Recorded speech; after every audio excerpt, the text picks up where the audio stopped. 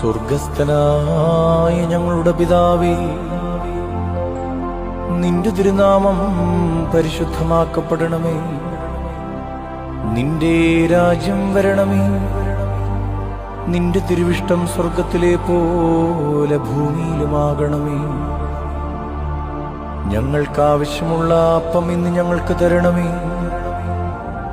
ഞങ്ങളുടെ കടക്കാരോട് ഞങ്ങൾ ക്ഷമിച്ചതുപോലെ ഞങ്ങളുടെ കടങ്ങളും പാപങ്ങളും ഞങ്ങളോട് ക്ഷമിക്കണമേ. പരീക്ഷയിലേക്ക് ഞങ്ങളെ പ്രവേശിപ്പിക്കരുതേ, പിന്നെയോ ദുഷ്ടനിൽ നിന്ന് ഞങ്ങളെ രക്ഷിച്ചുകൊള്ളണമേ.